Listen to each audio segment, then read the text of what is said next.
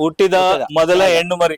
ಇದ್ರ ಜೊತೆಲಿ ಅವಳಿ ಜೋಳಿ ಹುಟ್ಟಿದ್ದು ಒಂದು ಮೇಲಿದೆ ಒಂದು ಇಲ್ಲಿದೆ. ಇದಕ್ಕೆ ಇವತ್ತು ಕ್ರಾಸಿಂಗ್ ಮಾಡಿಸ್ತೆ. ಹೌದು, ಕ್ರಾಸಿಂಗ್ ಮಾಡಿಸಿದ್ರೆ ಈಗ 5 ತಿಂಗಳು ಮರಿ ಹಾಕ್ಬಿಡುತ್ತೆ. ಹೌದು, 152 ಡೇಸ್ ಆಕ್ಚುಲಿ ಕುರಿ ಆಗ್ಲಿ ಮೇಕಾಗ್ಲಿ 152 ಡೇಸ್ ಡ್ಯೂರೇಷನ್ ಮರಿ ಹಾಕುತ್ತೆ.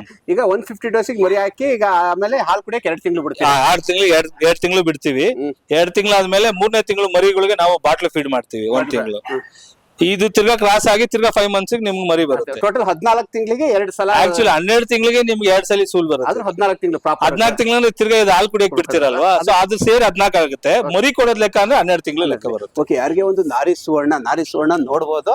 5 ತಿಂಗಳಿಗೆ ಮರಿ ಹಾಕುತ್ತೆ. ಮಿನಿಮಮ್ 2 ರಿಂದ 3 ಮರಿ 3 ರಿಂದ 4 ಬರುತ್ತೆ. ಮಿನಿಮಮ್ 3 ಸಿಕ್ತು ಅಂದ್ರೆ ನಿಮ್ಗೆ 5,000 ರೂಪಾಯಿ ಕುರಿಗಳು ಕೊಡ್ತು ಅಂದ್ರೆ 15,000 ರೂಪಾಯಿ.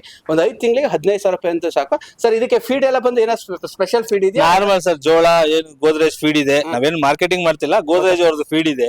ಫೀಡ್ ಗೆ ಜೋಳ ಮಿಕ್ಸ್ ಮಾಡಿ ಕೊಡ್ತೀವಿ. ಯಾರಿಗೆ ಒಂದು ನಾರಿ ಸುವರ್ಣ ಒಂದು ಪ್ಯೂರ್ ಬ್ರೀಡ್ ಗಳು ಬೇಕು ಅಂದ್ರೆ ಕೆಳಗಡೆ ನಂಬರ್ನ ಕಾಂಟ್ಯಾಕ್ಟ್ ಮಾಡಿ.